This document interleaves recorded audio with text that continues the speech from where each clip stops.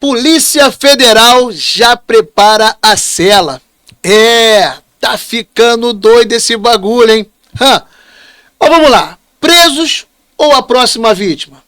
Hungria, meu irmão, vamos direto ao assunto. O que tá acontecendo, cara? Olha, o povo quer saber para quem será essa nova cela totalmente adaptada, novinha. Para quem será? Será que é para o pastor Silas Malafaia ou é para o próprio ex-presidente Jair Messias Bolsonaro? Ou quem sabe os dois ficarão juntos lá trocando ideia?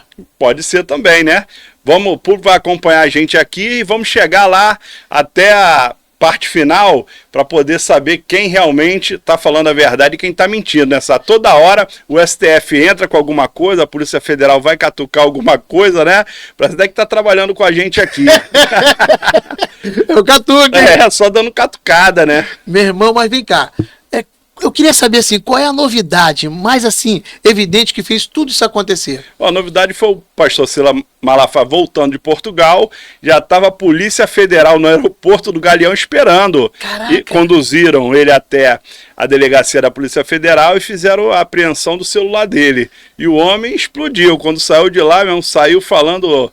Cobras e lagartos. É verdade, é Cara, isso aí. meu irmão, olha só, eu acho que o público quer saber, né? Vamos pegar a matéria pra gente ver? Vamos lá. Vamos lá. Olha só, saiu no Metrópole, cara. Deixa eu botar aqui meu óculos que eu não enxergo nada. A não ser que você queira ler, vai lá. Não, vou ler. O site Metrópole, né, dando crédito para eles.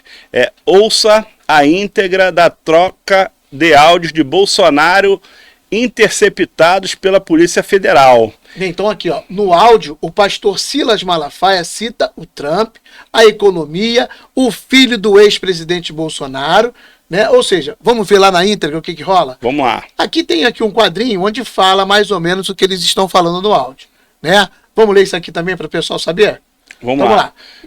Um áudio do pastor Silas Malafaia enviado ao ex-presidente Jair Bolsonaro PL consta no relatório da Polícia Federal que resultou no indiciamento do ex-presidente e do deputado federal licenciado Eduardo Bolsonaro, também do PL, nessa quarta-feira, 20 de agosto.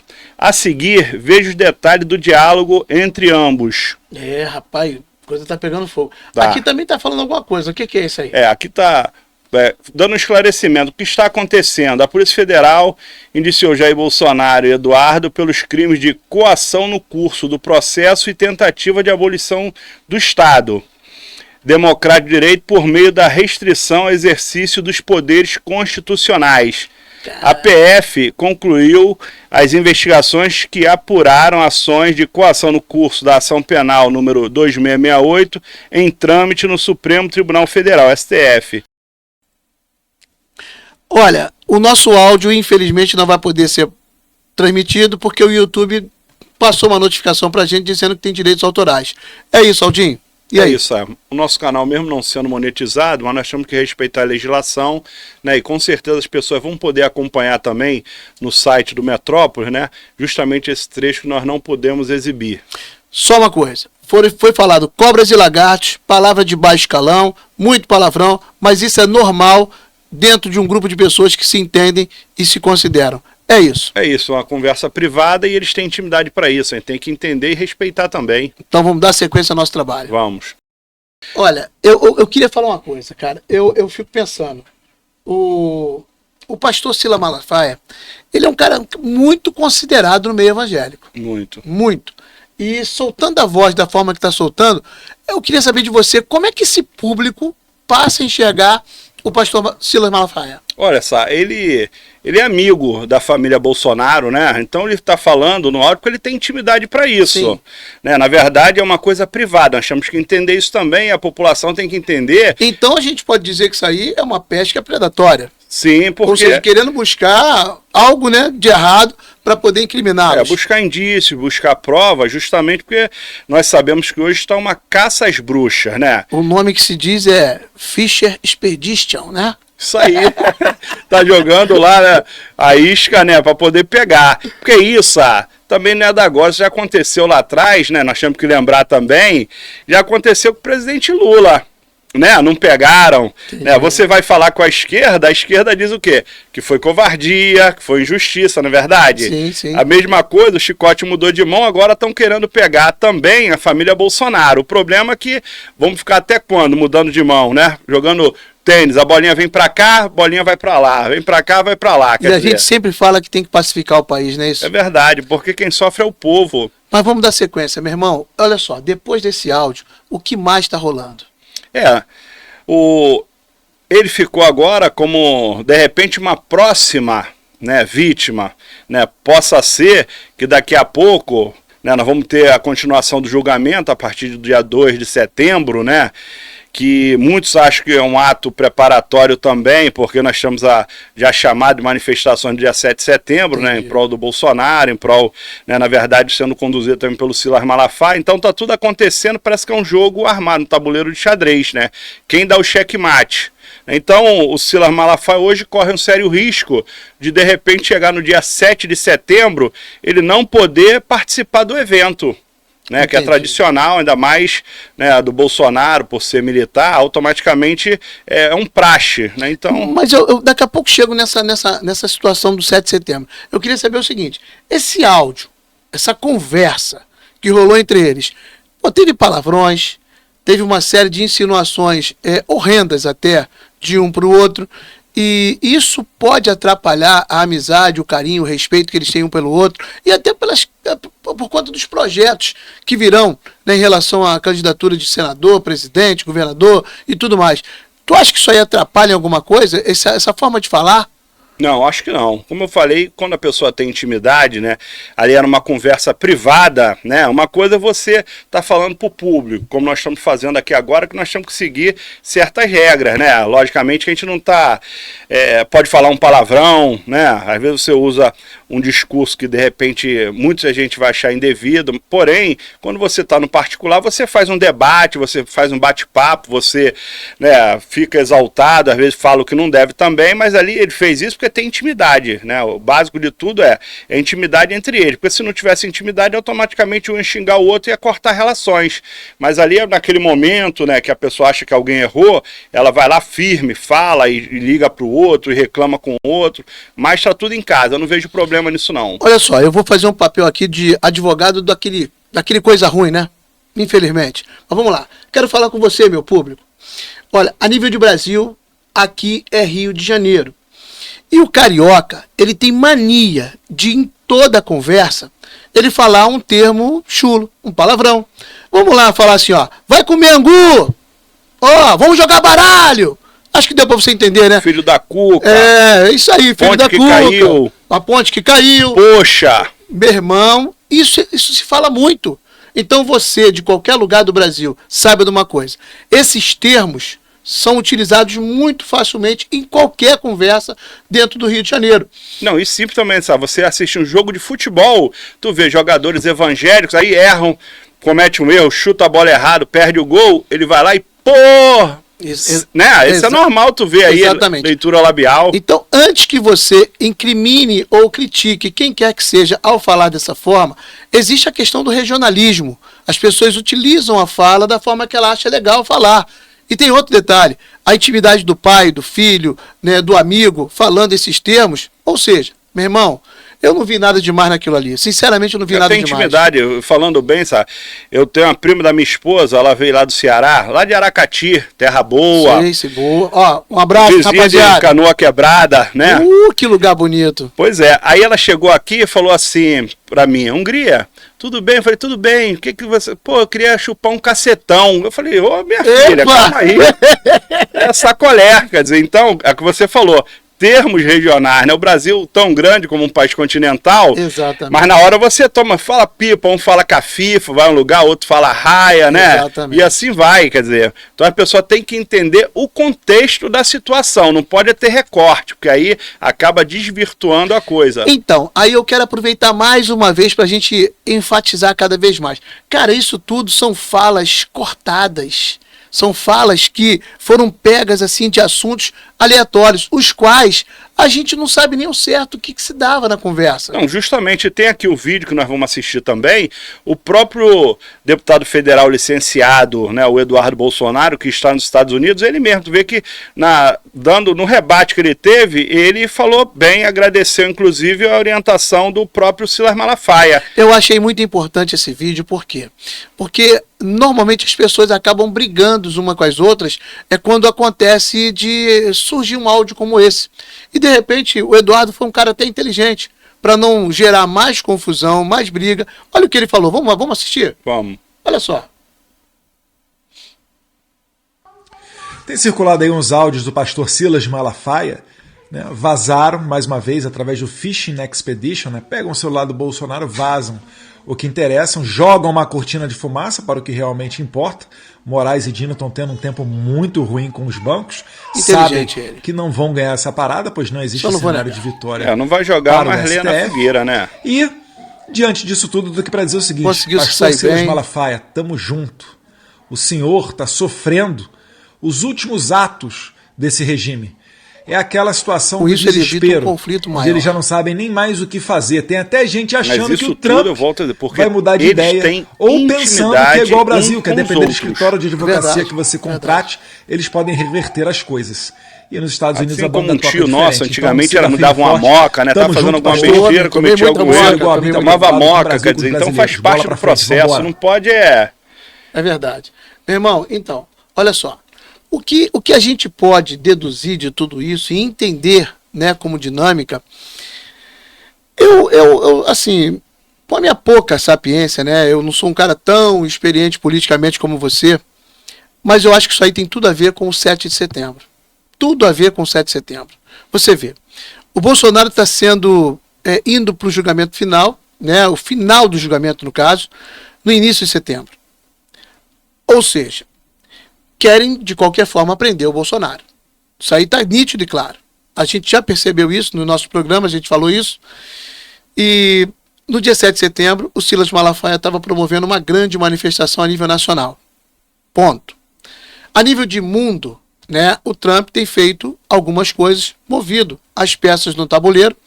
E tem lá, pegou o Alexandre, pegou o Padilha, agora pegou o Lewandowski, e também o Pacheco. Então ele está pegando um por um e mostrando para todo mundo o que ele pode fazer também com os outros. Aí, de repentemente, ele começa a conversar com o pessoal na Europa. O pessoal da Europa começa a acenar com a possibilidade de também criar algumas sanções para com o Brasil, em função do próprio Bolsonaro. Ou seja, o Brasil está ficando numa situação muito difícil em relação ao mundo. E fazendo só aqui um entre aspas, ainda diziam que o Bolsonaro era um anão diplomático. Se esse cara era anão diplomático, tendo todo esse contexto hoje, eu fico me perguntando, o que seria se ele fosse um gigante diplomático? Então, o Alexandre de Moraes, na minha opinião, ele está se vendo acuado, ele precisa avançar com o que ele tem de força, e aí ameaça prender Bolsonaro, Silas Malafaia, principalmente o Silas, para evitar que ele faça essa grande manifestação. Porque se o mundo vê essa manifestação muito grande e tudo isso acontecendo, meu irmão, o mundo vai cair de pau no Alexandre de Moraes. É verdade, isso vai engessando as outras lideranças de direita e extrema-direita, né? Porque quem quer ser preso, quem quer ter os bens, né, bloqueados, né? Quando eu falo isso, eu me refiro ao governador de São Paulo, Tarcísio, ao Zema de Minas Gerais, ao Caiado de Goiás, né? O Ratinho do Paraná, né? E outros mais, né? Que defendem o próprio Sócio Cavalcante, que tem uma ligação muito forte com o Silas Malafaia, né? O deputado federal lá de Minas, né, que aquele garoto, o Nicolas, né, aquele garoto é muito forte. Ó, daqui a pouco vai ser candidato a presidente do Brasil. Filhão, a gente tem 2 minutinhos para acabar o nosso programa, certo? Eu queria falar mais uma coisa sobre o Silas Malafaia.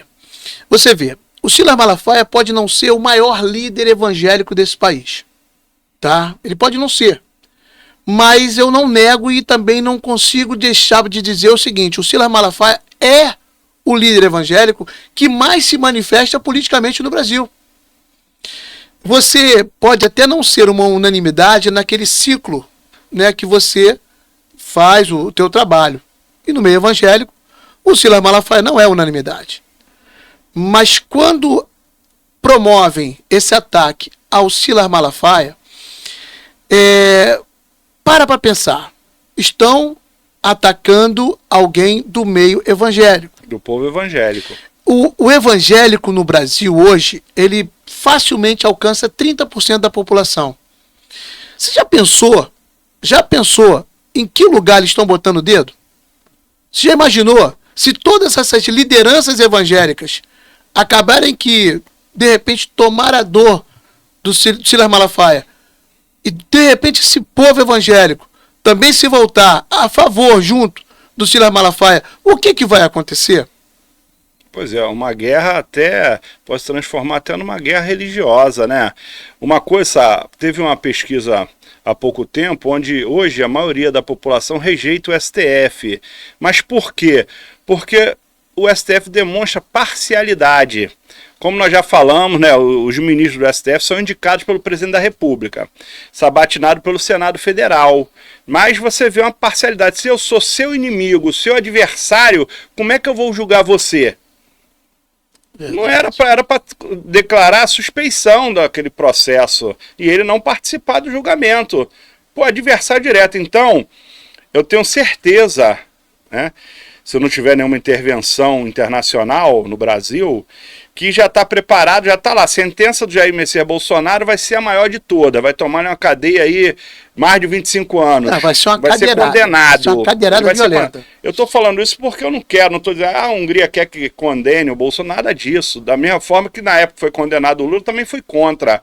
Até porque o Brasil, a gente tem visto aí um monte de venda de sentenças, né? Todo o Conselho Nacional de Justiça aposentando, porque quando o juiz, o desembargador comete crime, né, a punição dele é o quê? Aposentadoria. E o servidor público, o que acontece? Vai pra rua, perde tudo, vai preso. Então, o problema hoje é a parcialidade do STF, e todo mundo sabe, eu falei outro dia, vou usar o mesmo termo, já está escrito nas estrelas da condenação do Jair Messias Bolsonaro, ex-presidente do Brasil, e seus aliados. A gente pode dizer, então, que o julgamento não está sendo feito com o cérebro, está sendo feito com o fígado? Com certeza, da mesma forma que, sabe, foi feito com Lula, né, como eu já falei, totalmente contra o que aconteceu, tanto é que acabou, né, ficou lá preso 2 anos e pouco, saiu. Por quê? Não foi porque ele foi absolvido, foi porque estava no local errado, entenderam que não era para ser julgado lá pelo Paraná, pelo juiz Sérgio Moro. Então, é o que acontece. E agora, você vê uma situação jurídica. Esse ano, o ministro Gilmar Mendes, ele colocou novamente foro privilegiado. Então, estão sendo julgados no STF. E se mudar e tiver que ser julgado na primeira instância, por exemplo, morre tudo. Morre tudo. Tu tá entendendo a situação? É uma complexidade, a gente não sabe se está fazendo de maldade para chegar na frente e derrubar tudo, ou não. Tu vê aqueles, na época do presidente Lula, da Dilma, ministros que foram presos, né? Pessoas fizeram delação premiada, pessoas que disseram mesmo que pegaram, por exemplo, dinheiro. Hoje, sabe o que vai acontecer? Estão sendo absolvidos justamente por provas pescadas. E automaticamente, eles vão querer, ele já indenizou o Estado, milhões de reais, até bilhões de reais, eles estão querendo dinheiro de volta. É mesmo que você ir ali roubar o celular do cara, falar que roubou o celular, devolver, tá aqui o celular, cancelar o processo, suspender e falar, agora eu quero o celular. Ah, mas o celular tu roubou, não era teu? Não era, não era, se provasse que não, mas eu falei aquilo, mas não, eu quero o celular. Vai pegar o dinheiro. Então, é verdade. Isso é culpa de quem? Da justiça. Isso é culpa do STF, que faz um julgamento parcial. Esse que é o grande problema. A população não acredita no STF. Hoje, cerca de 29% acha que o STF está certo. A maioria do povo acha que está errado, justamente pela parcialidade que todos conseguem enxergar. Meu irmão, vamos acabar o programa? Vamos. Até porque está passando bastante tempo. Mas eu queria dizer para você, o dia 7 de setembro, na minha cabeça, desde criança, foi um dia festivo. Um dia que a gente comemorava a independência do Brasil. E eu continuo pregando na minha cabeça, esse país precisa ser independente. Esse país precisa ser bom. Esse país precisa ser, sabe, um motivo de orgulho para mim, para os meus filhos, para você. Essa terra que nós pisamos, olha, se hoje eu piso, muita gente morreu para que nós tivéssemos o direito de viver aqui. E o dia 7 de setembro, eu vou continuar pensando que esse dia será festivo. E eu vou festejar. Eu vou festejar esse dia. E é isso, meu amigo. Minha amiga, você gostou do programa? Compartilha. Inscreva-se no nosso canal. Dê o seu like. Faça o seu comentário. Ó, vai lá, curte. E é isso. Por mim, tô terminando.